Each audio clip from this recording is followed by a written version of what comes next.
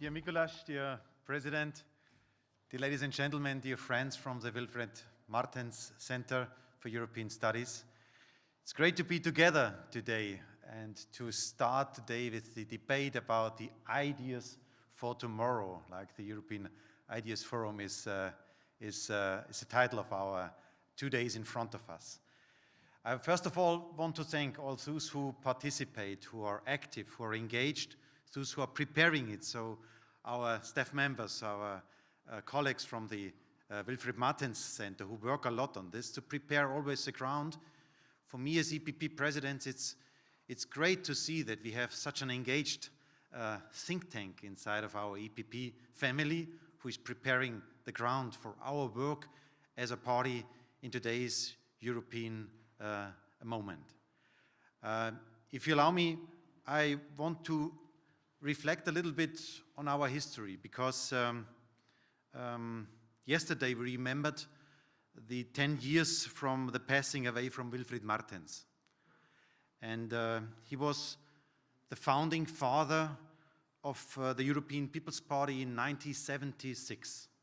He was 2 times Prime Minister of Belgium, and that's in Belgium not automatically a given, so that's why it's really a big achievement that he made it, and it was so successful.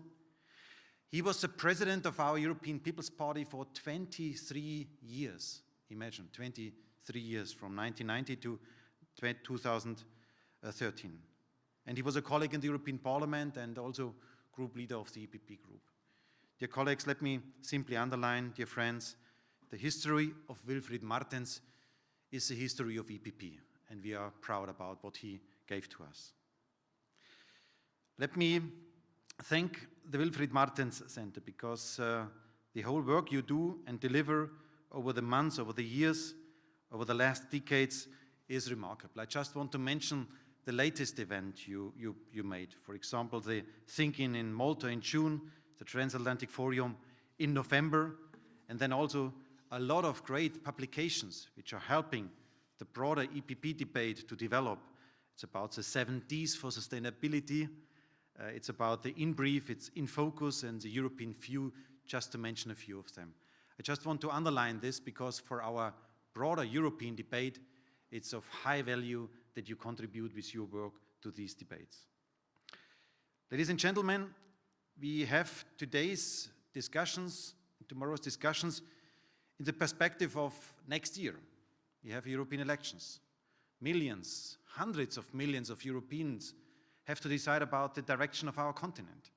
And that's why these debates about what are the priorities are coming in a very special moment. I just want to, first of all, underline for us as EPP family that today's European project, today's European Union was built up by Christian Democrats. We laid the foundation of today's Europe. Adenauer, the Gasperi, Schuman, we are proud about them. They were, despite all the difficult moments after the Second World War, where all Europeans had only the terror and the Second World War in mind, they stood up and founded a new Europe. I also had in mind when in 1952, the Gasperi who promoted so much the European Defense Union. Imagine a few years after the Second World War to go for a European Defense Union. But he was crying when it was rejected in the French Assembly. We as Christian Democrats, we invented the European social market economy. It was our idea as Christian Democrats. We were the founders, the fathers of the single market, which brought then so much economic strength to this continent. And I myself, I can remember the debates about inventing the euro, when Helmut Kohl stood in front of the Germans and told them, forget about the Deutschmark, we do the euro. So Christian Democrats, together with other parties, yes, but especially Christian Democrats laid down the fundament of today's European Union. And I say this because today's European Union is again under attack.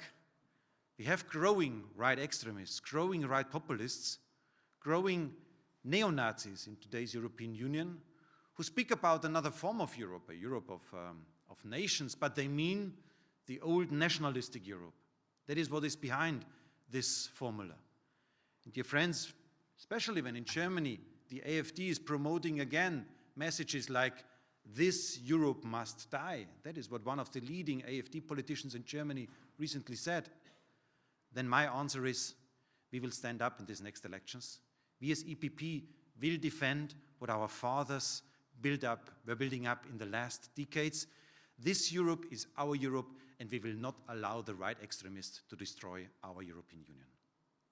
That is one of the main messages, to stand in the front line of defending what we have built up. When we are entering into the election campaign, obviously, one of the aspects is also that we have to tell people what we achieved as family in the last years, and the last 4 years. Under the lead of Ursula von der Leyen, also together with Roberta Metsola as our President of the European Parliament, what we together achieved. And I would say it's remarkable. We have proved that Brexit is not a solution, but a failure. We managed it. The impact is, thanks God, not as difficult as we thought. But again, we managed also to show that it is a failure. We proved that vaccines in a corona pandemic are available equally for all Europeans. There are not first and second class Europeans in a moment when corona was hitting us hard. We showed to the Europeans that Green Deal is possible. Especially the implementation of the Green Deal is EPP driven. So we managed to bring ecological ambitions together with economic success stories and a social fair treatment. And we also showed leadership in regard to the answer to the brutal aggression from Putin towards our friends in Ukraine, where Europe stood together, where we implemented sanctions packages, where Roberta Metsola was the first president of an EU institution showing up in Kiev, showing solidarity in being present there, and then Ursula von der Leyen giving the clear direction of granting a candidate status for our Ukrainian friends. Your fight will finally be successful. You will win this war, and finally you will become member of the European Union. It's worth to fight. That is the message behind. And we hopefully will also show in a big challenge still in front of us that Europe can find a common answer on migration. That are the achievements in this mandate. And when we as EPP go out to the people, to the voters, and tell them, please continue supporting the EPP family, then we can build this up on this results of this mandate. The discussions you will have today and tomorrow in this format will hopefully also further contribute to our future aspects, because one aspect in a campaign is always to tell people, yes, you can trust in us because we delivered. But the second and more important message, people will never vote of you because of the past, they will always vote of you because of the future, are the ideas in front of us to manage the points. I see a lot of very important discussions in your program. Give me just a chance to mention a few of them. The first thing is the next 5 years will have to deal with the economic prosperity of our continent. Growth, competitiveness are high on the agenda, are back on the agenda. To restart our single market, to guarantee an energy union which really works, to have a raw material strategy for Europe, and to finalize as much as we can new trade agreements with the rest of the world are for us fundamental. I also want to mention that we have to invest in new technologies, like we always did as EPP. You probably have still in mind that in the last campaign we fought for a cancer strategy as one of the symbolic items where all Europeans immediately understand that cancer can only be answered. We only find an answer on cancer if we do it as Europeans together. So there we need additional efforts. And I am proud to say that especially in the last year, the Swedish presidency with Ulf Kristersson as an EPP Prime Minister of Sweden brought competitiveness back on the agenda on European level. So it's also together with our friends on the Council side. The second thing I want to mention is defense and foreign policy. NATO is always the base for our security. That's fundamental. Our partnership with our American friends.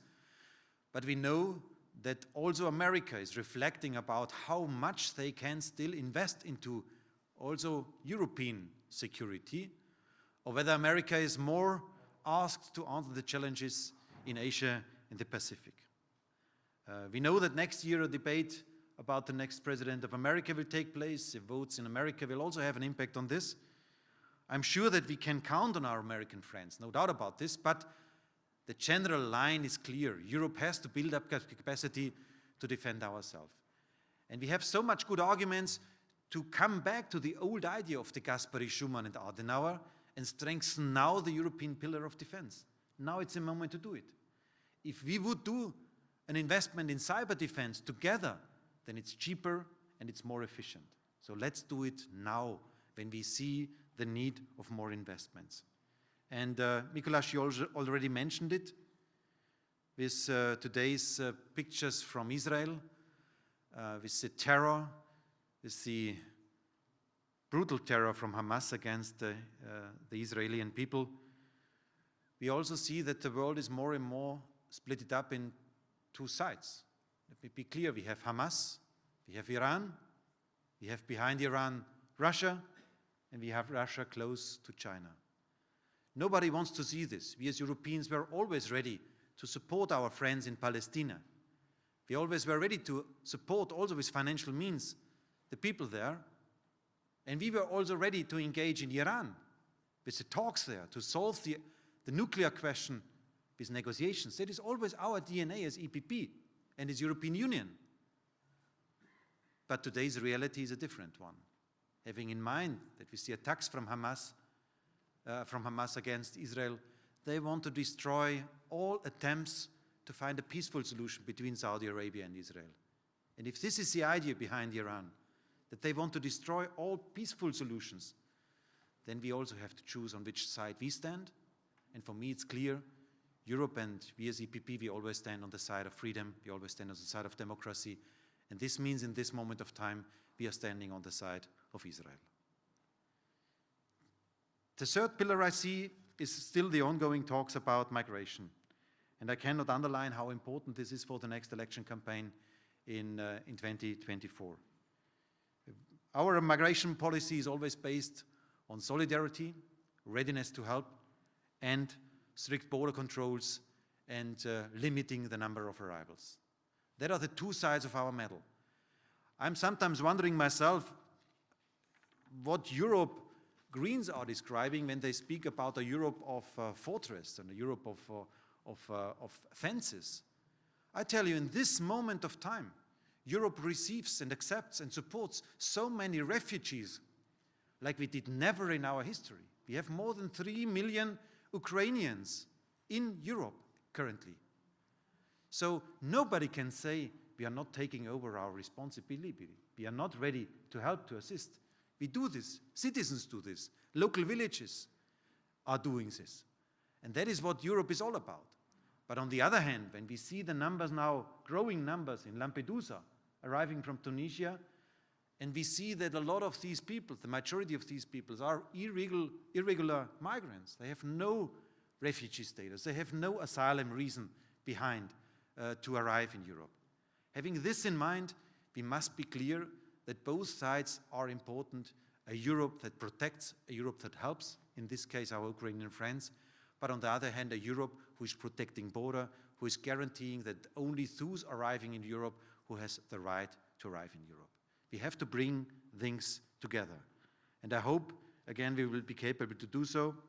Let me also underline that for us as EPP, it's also clear that we are sticking to the agreement with Tunisia. We only can solve these problems together with our neighbors, and that means to sit together and talk to each other. The fourth pillar I want to mention is enlargement. Also an issue on the perspective for Europe. The key question is there Ukraine. They have to win the war, and then we have to immediately bring them close to us. We should not forget about Moldova, a strong partner for us, and the Western Balkan countries. I think we should reconsider our approach in enlargement policies. Until now, I have to say, look to Western Balkans developments, we were not capable to bring them closer to us. We see even in some countries more distance towards the European Union than it was the case years ago. So that's why probably we have to rethink our approach. Why not set a clear deadline, 2028, for the countries, and tell them if you achieve until 2028 the necessary goals, the necessary steps, then we do it. Otherwise, we have to rethink the whole approach and come back to a Swiss-like or Great Britain-like approach on partnership. We have to create a momentum there. We have to restart the approach that the Western Balkan wants to join. And for me, it's also clear, we can only do so, we can only make the finalization of what belongs to Europe if we are ready to define the final borders of Europe. And that means yes to Western Balkan, yes to Moldova, yes to Ukraine, but no to Turkey. Turkey cannot join the European Union.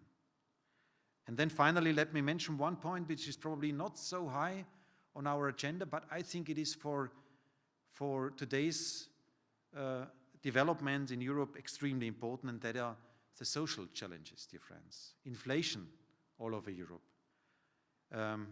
What is the Amazon driver thinking about what we are discussing here?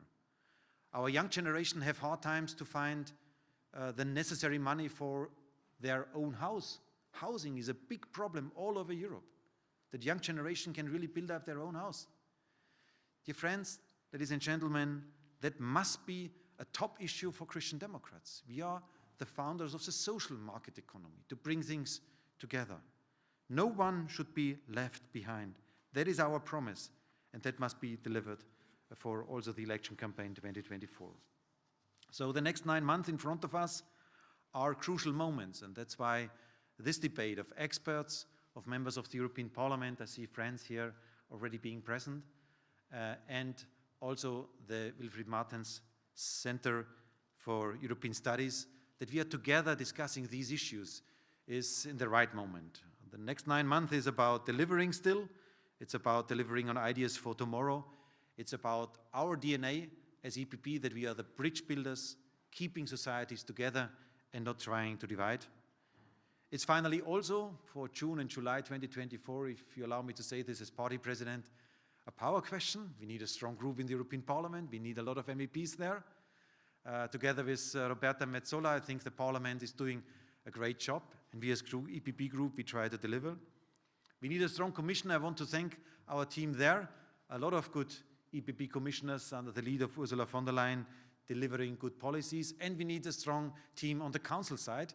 I'm happy to say that after Sunday, we will welcome another prime minister in the EPP family. So in Luxembourg, we won elections, and Luc Frieden will become the new prime minister of Luxembourg. So we have now in total 10 prime ministers of the EPP. So we are governing the north with Ireland, with Sweden, with Finland, with 2 Baltic countries. We have in the south Cyprus, we have Greece, we have Croatia, we have Austria, now Luxembourg. So we are a very strong team on the council side. The biggest team is the EPP team there. And then finally, as hopefully winning party, we can deliver then also afterwards on our promises. For this, we need fresh ideas, convincing ideas. And that's why I wish the debates for the next 2 days a lot of success, a lot of fruitful outcomes that we can and you can contribute to the broader EPP family. Thanks again for your work, and looking forward for good discussions in the next upcoming days.